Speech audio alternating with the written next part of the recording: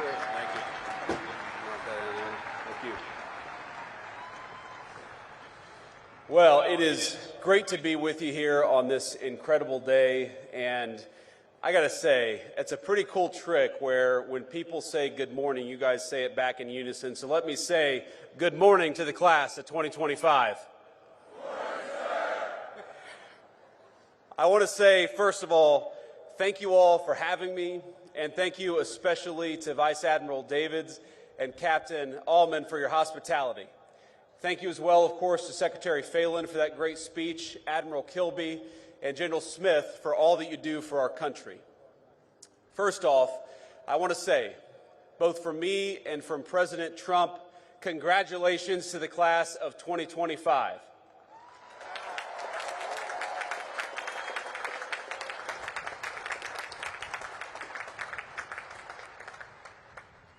I want to say congratulations not just to you all, because you all certainly earned a great honor, but congratulations to the families, the friends, the faculty, plus the other midshipmen and service members who join us on this beautiful morning and share in this incredible day.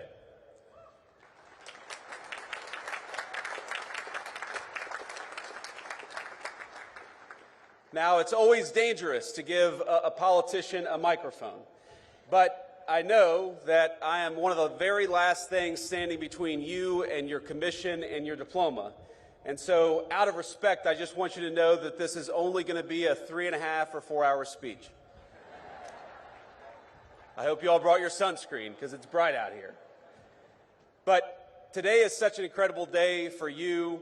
Tonight, you'll celebrate in the finest tradition of the United States Naval Academy with great food and, of course, maybe a little drink.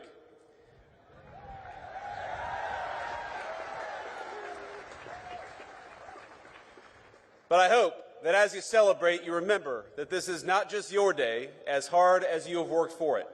This day belongs to parents, grandparents, aunts, uncles, teachers, brothers, sisters, and so many others. You, all of you, are the product of an incredible legacy. People who worked hard to give you a good education, food on the table, and a sense of possibility. People who took you to church, to practices, to tutoring sessions, people who prayed for you when you struggled and celebrated with you at moments just like today. Most of you are fortunate enough to have someone here to celebrate with you. Some of you don't. But whether they are here with you or not, the very best piece of advice I can give you is to begin your life in the fleet with a spirit of gratitude. Be thankful for all the people gathered here today and those who aren't, because they made you who you are and they got you to where you are today.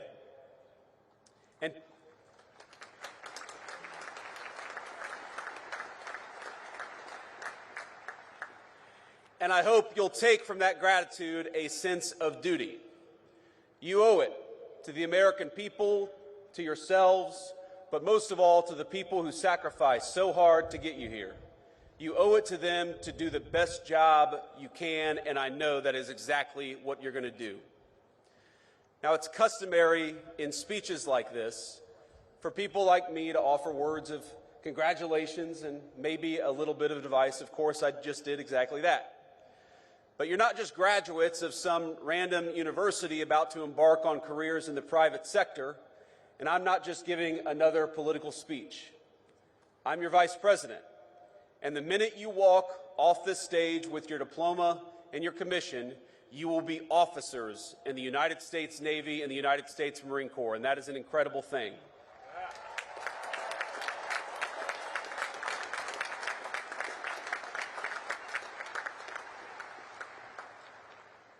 You will be leaders of men and women in our armed forces. So while President Trump and I congratulate you on this incredible achievement, I also thought it would be appropriate to tell you a bit about how the President and I think of your mission in this new and very dangerous era for our country. Now, last week, the President took a very historic trip to the Middle East, meeting with heads of state in Qatar, Saudi Arabia, and the United Arab Emirates. Most of the headlines focused on the trillions of dollars of new investment the President secured for our country, and that's, of course, an important thing.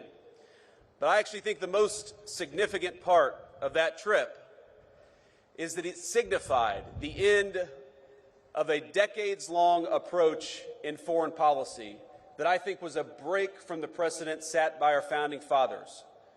We had a long experiment in our foreign policy that traded national defense and the maintenance of our alliances for nation building and meddling in foreign countries' affairs, even when those foreign countries had very little to do with core American interests. What we're seeing from President Trump is a generational shift in policy with profound implications for the job that each and every one of you will be asked to do. Now, following the collapse of the Soviet Union, our policymakers assumed that American primacy on the world stage was guaranteed. For a brief time, we were a superpower without any peer, nor did we believe any foreign nation could possibly rise to compete with the United States of America.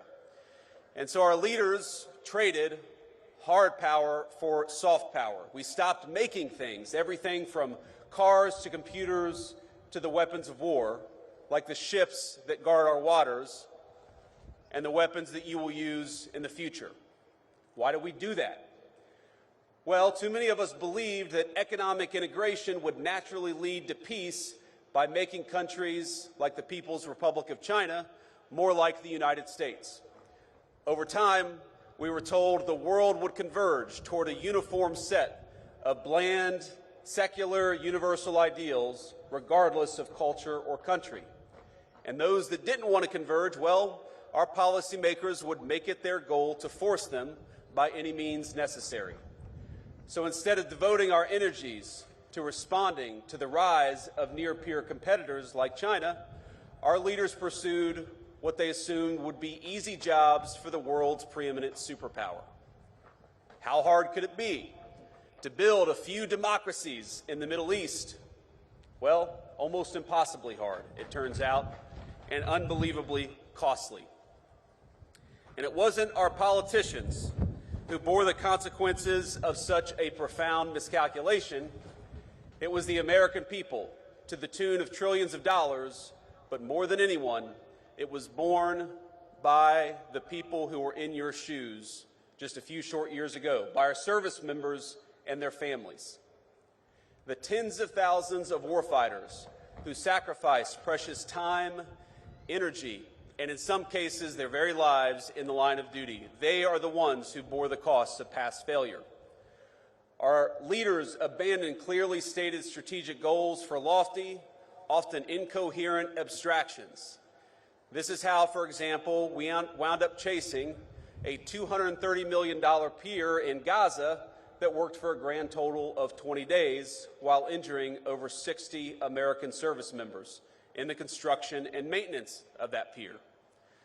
Our government took its eye off the ball of great power competition and preparing to take on a peer adversary, and instead we devoted ourselves to sprawling, amorphous tasks like searching for new terrorists to take out while building up faraway regimes.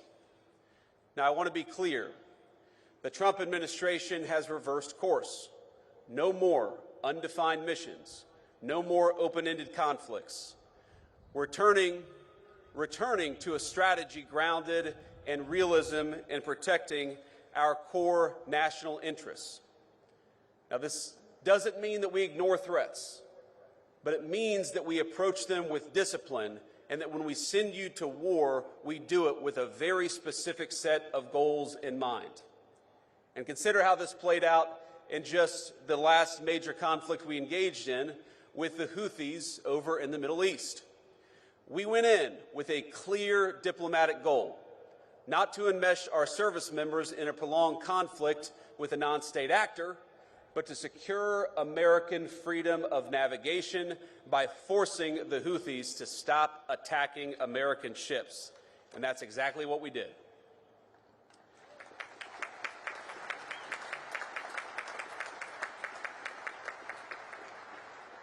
We pursued that goal through overwhelming force against Houthi military targets In just the first 100 days of the administration, we were able to reach a ceasefire in a conflict that had been ongoing for nearly 2 years. That's how military power should be used, decisively, with a clear objective. We ought to be cautious in deciding to throw a punch, but when we throw a punch hard, and we do it decisively, and that's exactly what we may ask you to do.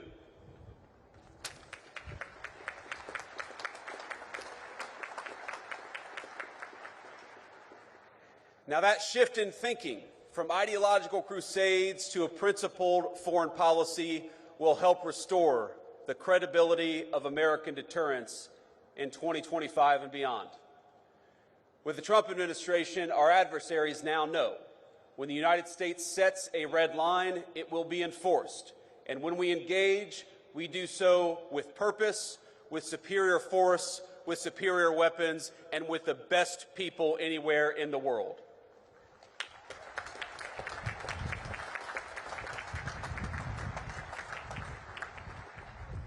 Let me say something about weapons and the future of warfare. It is, of course, a priority of this administration, not just to keep, but to widen the technological edge between the United States military and our adversaries all over the world. In the wake of the Cold War, America enjoyed a mostly unchallenged command of the commons: airspace, sea, space, and cyberspace. But the era of uncontested U.S. dominance is over. Today, we face serious threats in China, Russia, and other nations determined to beat us in every single domain, from spectrum to low Earth orbit to our supply chains and even our communication infrastructure. Technology has lowered the cost of disruption, and so we must be, all of us, not just smarter. We got to make sure that we send our troops to war, we do it with the right tools. We can no longer assume our engagements will come without cost. That's why the Trump administration is investing in innovation, rewarding risk takers at the Department of Defense, and streamlining weapons acquisition for the new century. Investing in cutting-edge weaponry like hypersonics is important, but just as important are the low-cost, high-impact technologies that are already transforming the battlefield, things like drones. And by the way, when we talk about innovation, innovation is not just happening in the laboratory of a defense contractor. Innovation increasingly is happening on the very battlefields that you will lead troops on. So that you are not just recipients of innovation, you're not just users of tools, you will very often be developing tools in this new century. Our lawmakers and military brass alike must learn to adjust to a world where cheap drones, readily available cruise missiles, and cyber attacks cause extraordinary damage to our military assets and our service members. And it will be you, the graduates gathered here today, who will lead the way for the rest of us. Your service will bring new challenges and environments, including ones unfamiliar even to those who have served before you. You will deploy new equipment, new systems, and new technology. And through those experiences, it is you who will learn, who will teach others, and will help our services and our entire country adapt to the future we're confronting. Now, the extraordinary education you have received is an investment by the American people, an investment not only in your courage, but in the strength of your minds and the promise of your leadership. Because your nation rests easier knowing that we have the most brilliant strategists and tacticians standing guard. Men and women like you, brilliant enough to preempt and, if called, fight and win the wars of tomorrow. And as technological change continues to transform the battlefield, it only heightens the importance for this administration, for our whole country, on investing in our military's human capital. That's you. in the well-being of our warfighters, in your brilliance, in your strategic innovation. Modernization isn't just about tactics and tools. It's about meeting the needs of our service members. For too long, we asked too much of too few.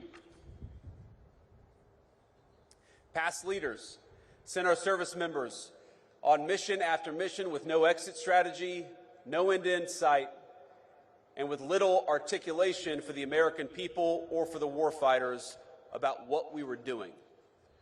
When we extend the deployment of an aircraft carrier, that has real impact on people's lives, and we're aware of it.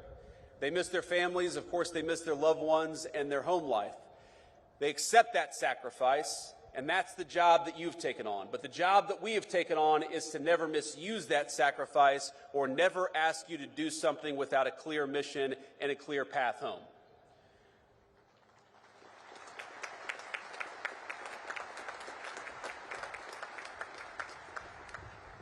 The Trump administration recognizes that our most valuable resources, it's you. It's young people who are brave enough to put on the uniform and risk your life for this country. And we promise, I promise, to cultivate that resource, to protect it, and to use it only when the national interest demands. And what makes your new life so unique is that you must take multiple perspectives. You will be junior officers, of course, answerable to commanders, captains, admirals, generals, and people like me. You will have to follow orders, even when you don't want to. And if I can offer one piece of advice from a junior enlisted guy to a bunch of new officers, to say that when you say with all due respect, that is not a get out of jail free card. These guys are laughing back here. I got chewed out more times than I can remember because I assumed that I could say whatever I wanted to so long as I said with all due respect before it. That's not how it works out. You learn that the hard way. But importantly, you are not just following orders. More often than not, you will be giving them. And just as I see you as our most precious resource, so you must see the men and women who call you sir and ma'am as your most sacred charge. You will not just be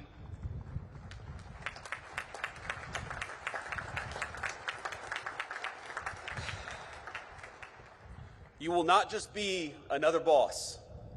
You will counsel them through triumph and tragedy. You will learn that there is no clear line between personal and professional for officers in the Navy and Marine Corps.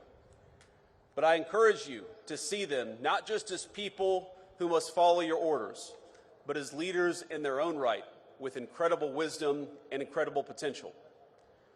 Now, this is shocking to think about, but there are senior enlisted people who started their careers in the Navy or the Marine Corps before you were born who will call you sir and ma'am and follow your orders. Think about what an incredible honor that is. And think about what an incredible opportunity it is, not just to lead these men and women, but also to learn from these men and women. And that is the task before you.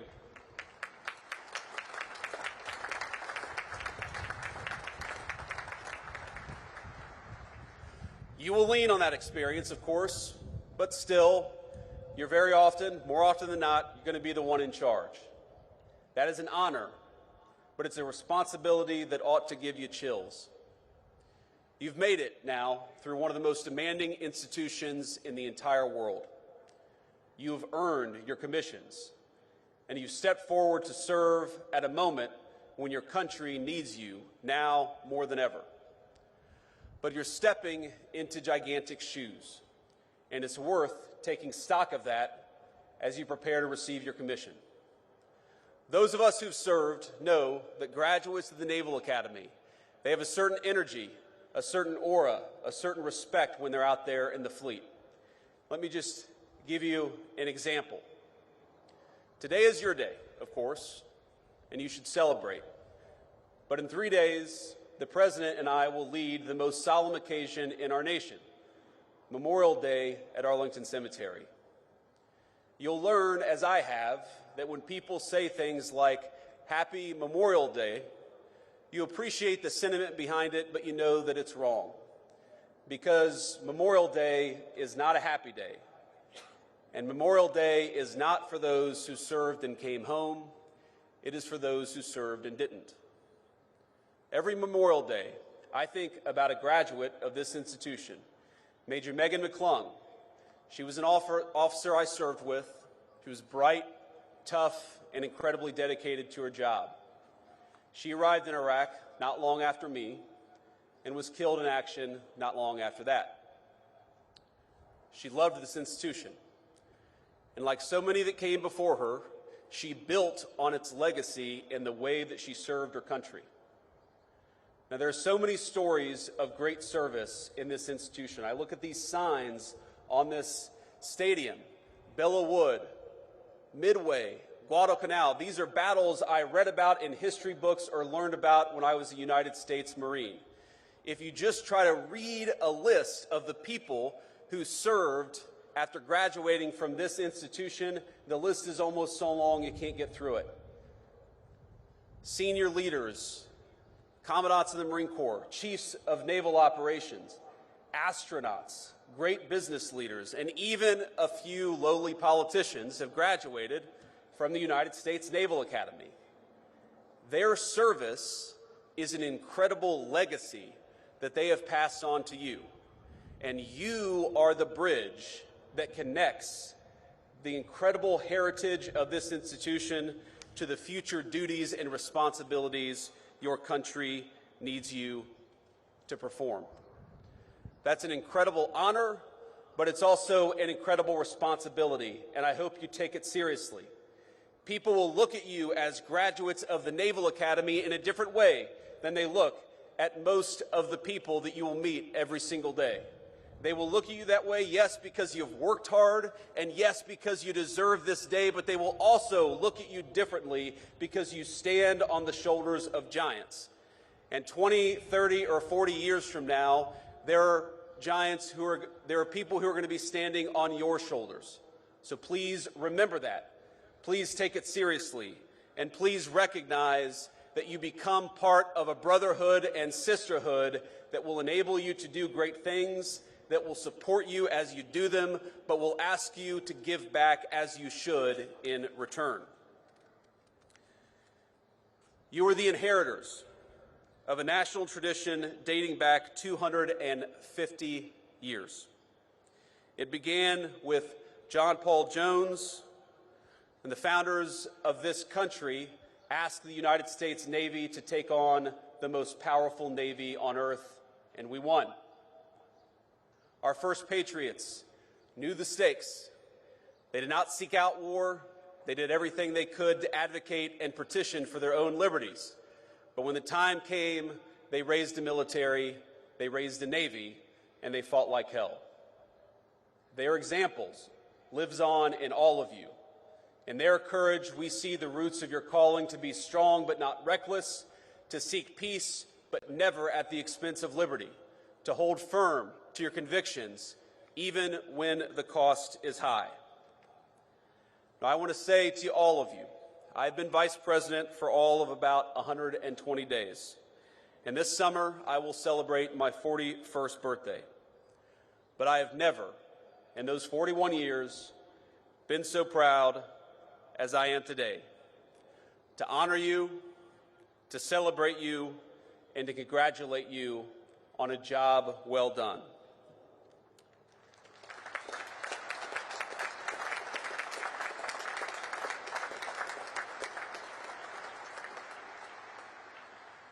Now, I'm sure some of you share my politics and some of you don't. But I know today I speak for a grateful nation when I say we are rooting for you, Naval Academy class of 25. We are proud of you, and we depend on you. Congratulations, Godspeed, and do great work.